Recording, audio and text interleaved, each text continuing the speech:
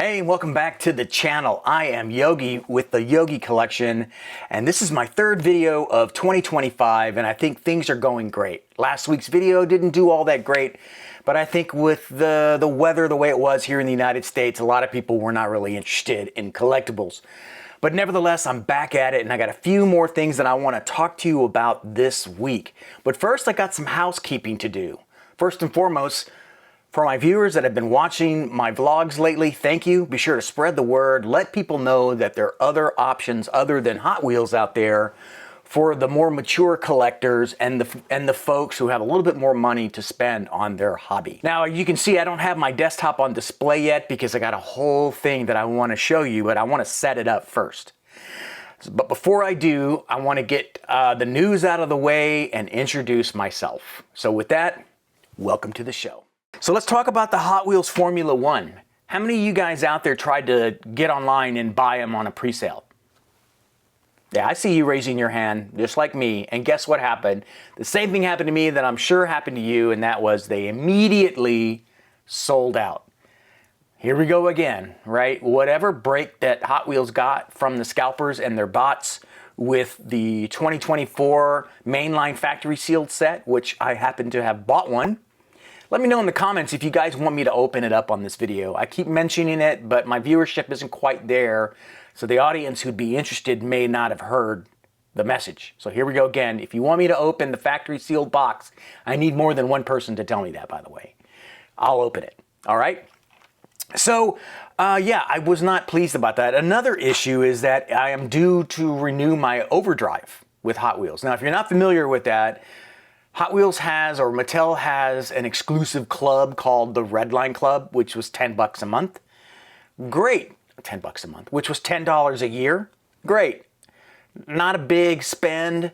You get exclusive cars, but the big issue was that the scalpers with their bots were going in there and snagging all the JDM cars, all the Porsches. You know who you are. I don't blame you, man. If the exploit is there and you want it, you get it. It's a free market. Do what you want. I don't have to be happy about it though, right? So Mattel introduced something called the Overdrive. And Overdrive is basically another cash grab, but it puts you in the queue automatically every time they release a new Redline Club model. So last year I got just about all of them. I think February or January I didn't get that car because they hadn't introduced the Redline Club. Long story short, it's because they were having trouble on their website where it wouldn't allow you to renew your Redline Club membership for $10 because it kept taking it out of your cart. I was not able to renew my Overdrive, and now they're sold out. So I'm trying to work with Mattel customer support on this. I'm hoping that they're going to help me out here. But right now it looks like I may not have Overdrive, which is fine. I can take those $100 and go buy some Pop Race, go buy some Sparky, and be really happy. But I love those monthly RLCs, man. They're, ooh. And the first one coming out, I believe, is it's an Elite 64, and it's the old McLaren from the 1960s or 70s. I'll put a pop-up here, and you can, I already ordered it. It didn't really sell all that quick. But there's some other ones coming down the pipe, and you're going to need to get in line. Yeah, so the next order of business is M2. I haven't talked about M2 in any of my videos, but I know I have M2 collectors out there. If you're an M2 collector, give me a shout out in the comments below. In case you haven't noticed, yes, I'm trying really hard to get you guys to engage with me, because the more you guys talk to me, the more I'll tick up in the recommended recommended videos, and more people like yourselves will watch it, and I'll keep doing it, right? I need that dopamine high of feeling that I'm getting, or people are listening to me, all right? So I appreciate that. So anyway, M2 video here, check it out. I recorded it off of my Instagram. My Instagram, by the way, is the Yogi Collection, so if you want to follow me there, I post preview videos of the things that I'm going to show in my upcoming weekly vlog. So be sure to check that out. So M2 is introducing a Walmart exclusive set around Valentine's Day. I think they did this last year because I got my wife one. I personally am not an M2 fan. I think their level of quality is mixed, right? But they're a great alternative to any of the other ones out there. And they usually cover domestic or American automobiles. And in this case, you can see they have a pickup truck with a sweetheart, I love you. I mean, if you're into that, go check it out at Walmart while supplies last. There's a new transport truck, and it's not Hot Wheels. I believe it's Mini GT. Don't quote me on this, guys. I don't know, but I found the video and I wanted to share it with you. So check it out. I'm pretty sure it's stop motion. Oh, those wheels are sick. Dude, if they could do that for real, I'd have a whole fleet of those trucks, man. Look at that. That's awesome. Mini GT, man, you're still doing great in my books. You got to make your wheels wider, but the ability to swap out the wheels is a big plus with the screws, so thank you for that. But here you go, man. HKS, Mini GT. That's like a 90s setup, you know, Miami Vice, maybe late 80s. I'm not a big fan, but look at all of those displays this guy has, right? Speaking of displays, last part of the news, and then we'll move into what we're talking about today. And that is this wind tunnel. I don't know if you guys have seen it in your feed, but there's a vendor out there that is introducing a mini wind tunnel. And here it's got a 280 in it. It's pretty gimmicky, right? But I've reached out to them because they're looking for influencers to demonstrate this thing. But dude, if I could put a 164 in there and show that off, I'm down. And let me know if you guys can get one or how I can get one, and I'll definitely talk about it on the channel. So the last thing that I want to talk about before we get to the main event is the display of the week. I think I'm going to do that if I find a display that I like, because I'm really going to get into talking about displays starting right now, is this one right here. And I'll go ahead and play it and ignore the music. But what I wanted to show you is the acrylic work on that, as well as the clear shelving on it. And let me mute this music here and start over. What I really wanted to show you is the acrylic work on this thing and the lighting through the acrylic to really make the Porsche symbol light up. But look at the shelves. And the guy's apparently a real air-cooled fan, because all the cars he has on there are air-cooled. Great looking models, great looking display. I don't know who made this. If you guys know who made this, let me know. But I wanted to show you some examples of how you can display your stuff. All right, to the main event. Here we go. Yeah, so displays. Displays come in all shapes and sizes. You guys have seen them. There's the garage style. Lately, I've been seeing Starbucks. And of course, you've seen my Porsche dealership, and I'll show you that at the end of this video. So there's great examples, and a lot of them, thanks to the LED technology, are pretty amazing. A lot of them are USB powered. The one that I have for you, and I mentioned the brand last week, is the brand that I'm talking about is More Art. They make them out of a foam board, and then they laminate them with a print to make them look lifelike. And so, behold, this is what we're looking at here, and it's partially built because I felt like it was unnecessary to show you how to put things together like a puzzle. I think we've all done puzzles, right? We're all grown-ups here. But I did get it started, and I put some of the walls in. I took the front wall here off so that I can put everything that I want in there. And I also started by putting some of the displays on the outside on. And it comes with a whole box, a whole bag more of this stuff. And they're all single-use adhesives. So, and there are places all around that have outlines that kind of show you where they go. So I figured we could start with that. And so here is the front wall that goes right here. And before I do that, what I want to do is I want to show you a new camera that I have in the lineup for this particular video. So I have it all built. I've already put the batteries in. Now I'm going to be using this camera right here. This is an Insta360 Go. And it's great for action shots, but I found that it works okay with macro shots. So until I get a macro camera and want to waste my money on that kind of stuff, this will be just fine. So let me go ahead and start the recording. And it looks awfully dark in there. So why don't we go ahead and turn on the garage. And there you go. So now it's illuminated. You can probably see the LED lights up there. And now what I want to do is lay this guy down and get these big decals on this. Now, like I said, single use, but I have a feeling this one's going to go right here. It's kind of giving you an idea.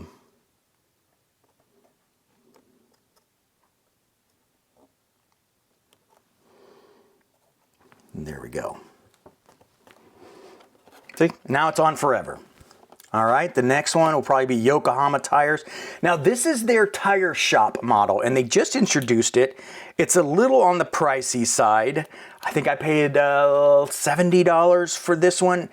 But if you compare it to the other ones that have been sold and you've probably seen, more than likely you're going to see the value in this. All right, we got a couple more. See, I don't know what you guys are using on your real cars, but I use a combination of Michelin Pilot Sports on my 911s and the Continental Sports, which are really good. Oh, I like the touch there. They put the Ivy right in there too with the, so that's a nice, that's pretty cool. Then and it's a little forgiving too, so you can, if you don't lay it straight, it'll give you a chance to fix it until you put pressure on the sticker. By the way, for those of you who were around last week, yes, my family and I survived the snow apocalypse here down in Texas. It was kind of a big deal. But we got about 4 inches, and that's apocalypse level here. You know, but we just stayed home and made hot cocoa. I made some videos. I edited some videos. I drove my racing sim. So I did all kinds of cool things because the whole city was shut down. All right, so there you go. That looks really, really neat, man. So I'm gonna put this aside for now because we don't need the front. But, so we've got the basic gist lined up here, but what you'll see and what's missing, and I'm gonna switch over to my action cam for this. Come on. There. What you'll see is life. There's no life in here. There's some realism here in the garage. But there's no three-dimensional realism. So besides the display, what makes things really pop are the figurines as well as miniature parts and tools and things like that. And at 1/64 scale, they're awfully small, all right? So let me just go through a couple of things that I had already in my inventory. I didn't really need to go out and buy it, but again, Temu, AliExpress, Amazon, those are your best bets, right? So here you go. This is just some basic tools that every mechanic shop needs. Now this is a tire shop, so I'm gonna need probably a 4-post lift that I don't have any extra right now, so I'll have to come back later. So we've got the mechanics tools, some extra tires, right? But then I took it a step further, and I believe it is more art as well. Yeah, this is more art. You can see the little symbol right there. They also make tiny little shelves and tools, and I love the little packaging. If I can get it open here. Here we go. So you can pull all this out and take a look at this shelf, man. It's even weathered. I gotta get some of that fur off of it. But this is just one part of it, right? So I've got some of this, right? I'll leave it out because it's too furry, and I'll move that out of here. And then, if you see, I've got a hydraulic jack right there, another shelf, a little tool cart. I even took it a little bit further. Look at all the tools, man. Oh yeah. Rotors, brake calipers, exhausts, tools, boxes, all of it. Yeah, this is what brings your display to life, right? And then of course, last but certainly not least, you need a plethora of figurines. And I've got some for the racetrack, but I didn't forget the hot ladies too, washing the cars, right? The police to keep all the onlookers at bay. And then of course I've got just rando men and women all around here and a guard dog. So we're gonna put all of this down and bring it all to life, right? But here's the biggest challenge with this stuff, is keeping it stationary. And I don't like to use a whole lot of super glue, right? Any type of adhesive that's permanent kind of turns me off, right? Because what if I want to change it? What if I want to, I don't know, move it around, change the person in there? The easiest way to do that is to use sticky tack. And that's what this is. This is Tack It, or Tack T. Yeah. Chinese knockoffs really got to try harder, man. I'm telling you, they got to try harder. All right. So yeah, so you use the tackets, and I'm going to show you how you can cut little tiny pieces and put them on the feet of the figurines and on the parts and tools to hold it all in place without making it look like it's being held together with sticky tack. All right, let's get started. View of everything. But I still got my little Insta360 here once I start populating the inside of the garage. But I've been doing a few of these now, and here are some tips from wise old Yogi on what you should do, okay? Instead of just throwing stuff at it, come up with a scene, just like a movie. Even if you have to, storyboard it so that you have a template that you can go off of instead of just going willy-nilly, right? You go willy-nilly, you're going to end up with just a hodgepodge of stuff that's just not going to look right, all right? So what I want to do here is, this car came into the shop with a blowout, all right? That's my story, and I'm sticking with it. Technically, this is kind of a first attempt at trying to remove the wheels without screwing or taking off the bottom. And what I ended up doing was just kind of chipping away the paint. So unless you have a really good pair of wire cutters, just unscrew the bottom. Who cares? No one's going to test you on this. But anyway, so this guy came into the shop with a flat tire, all right? And well, he came into the shop with a blowout. So that's my theme. So I need to have everything in there that's necessary for fixing a tire on a McLaren F1. All right, so let's do that. I'll start with recording. So obviously some of the things that you're gonna need are, you're not gonna need an engine puller, or they call that a cherry picker too. But you're certainly gonna need a workbench, and I think putting the workbench right here up against the wall is a good place. A drill press, pretty handy if you've got suspension issues and you need to punch out a bolt or something, so definitely worth it. And like I said, I'm going to be putting sticky tack on a lot of this, but I want to lay it out first. You don't want to make it permanent just yet, right? You want to lay it out. And I always keep some of this stuff handy, especially the stuff that I'm reusing, because, you know, no one's going to see it, so who cares, right? And you don't need a whole lot. But this is what I'm going to do. And there's no right side up, is there? I can't really see that. Who cares? All right. So stick this right above there. Just like that. All right. And that's pretty good. Every shop has an oil drum. Even the ones that only do tires. I don't know. Maybe because they changed the oil. I'm going to put that right there for now.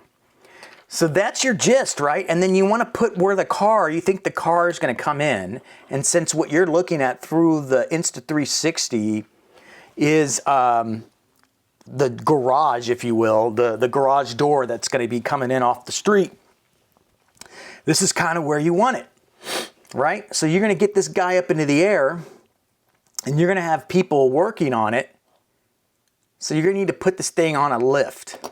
Since the shop is broke, and they don't have they don't have a 2-post lift yet, they got to do everything the old-fashioned way, and that's to use a little hydraulic lift.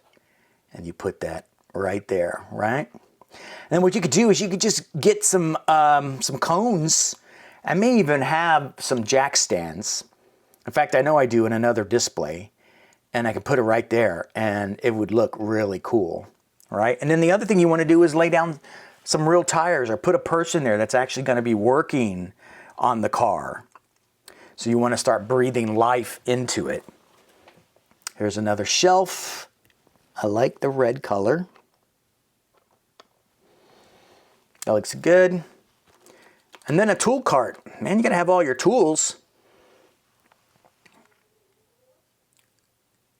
I mean, they put a lot of work into this. And I think I'm gonna put some tools. And I have a special tool for my tool. And that is this right here. Obviously you need a little helper. And I think since we're working on brakes and tires, let's go ahead and set that up right there. And you can just go crazy, man. Go as crazy as you want.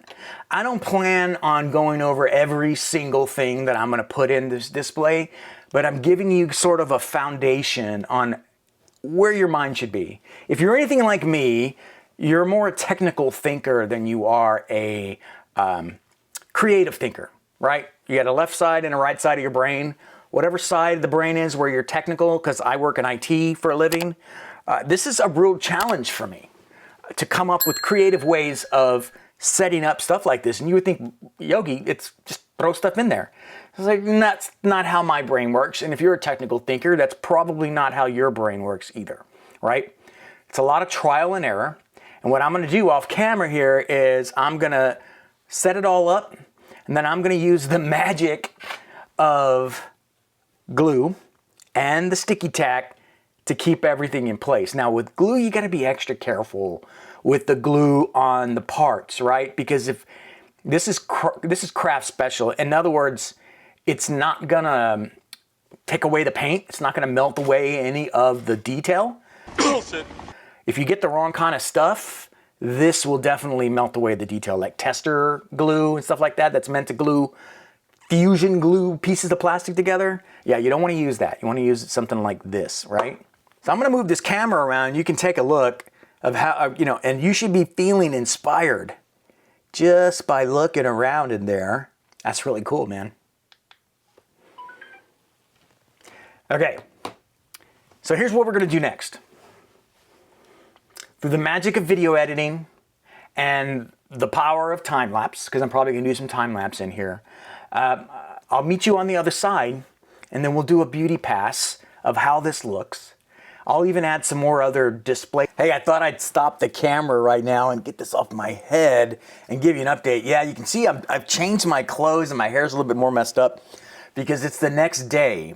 Believe it or not, this is like my first in-depth modeling of this scale and all the little parts. So it's very intricate, and I'm learning a whole bunch of different techniques on how to get that stuff to glue. And what I'm finding out that I'm going to need a super fast glue. And that's basically what I'm using here to hold everything into place.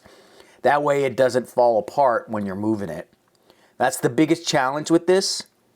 What I don't want to do, though, is glue a car or glue people, right? That's where you're going to use the little tacks or two-sided tape or whatever you want to use to hold them in place, because you want to move those around. But as far as the shelves and the little tiny parts, dude, do yourself a favor, get the ultra-thin glue, put a little drop in there, and it just spreads all at the bottom, and then when it dries up clear. The stuff that I was using yesterday, this M40, it's okay. It's made by Gluey Elephant or something, but it dries glossy. And I'll show you the cart that had that. So that's just the lessons learned. So I wanted to give you an update. I'm doing some really cool things with this thing. Once I'm done, I'll bring you back in and we'll take a look at the final result. All right, I'll be right back. All right, guys, so this is a pretty good first start. I've got the garage pretty much laid out the way I want it. I've got all the tools, all of the engine parts, the boxes, pretty much where I think they're going to go. Once I get the final placement of the shelving, I'll put a little bit of the ultra thin super glue on each of the feet. And what's good about that is since it's super thin, you just use one of those little small super glue tips, right? The little micro tips. And the capillary action will draw the glue underneath the leg, so you don't have to, get each leg and then drop it down and line it up. Just put it where you want it. Boom, boom, boom on the legs. Do it one at a time. Get it set in case it moves. And then once it's anchored in one corner, do the other corner exactly where you want it. As long as it's not more than a millimeter or two where it needs to be, you should be able to just pivot it and glue it in, right? And that's what you're looking at here. Now, I made a comment earlier that the adhesives are non-corrosive to the paint. Well, I was wrong. That first bottle that I use, the instant adhesive, this stuff right here, this instant adhesive is, it's caustic. Fuck. It takes the shininess off of the chrome, so keep that in mind. But the Starbond brand, it appears, does not. And it's hard to tell because it's so liquid. But from what I can tell, it's doing a great job. What do you guys think about that that engine lift with the engine on it right there? You guys see that? My wife, Yogi Mama, made the little copper wire.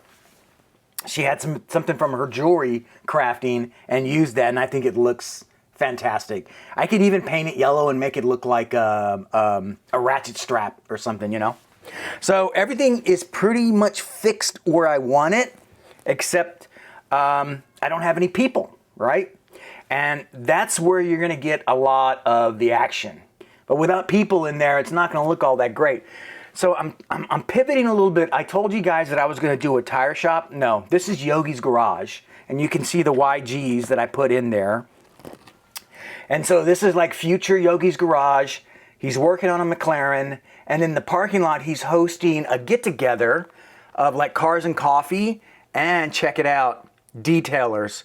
Yeah, I'm going to set up detailing in the parking lot. And of course, I've got some beautiful detailing babes to go along with that. So I'm going to get all of that going. But guess what? I'm not going to do it in this video. This kind of took the gas out of me. This is very, very rewarding, but it's also pretty time consuming. So I got to get the rest of my life back in order now, since I spent the last like 4 or 5 hours on this. But so I'm going to end it here, but I'm going to come back in a few days with part 2 of this video so that you can see the final display of what it's going to look like with all the people and the cars. I think it's going to look great. So thanks for watching the Yogi collection. And with that, the collection is closed.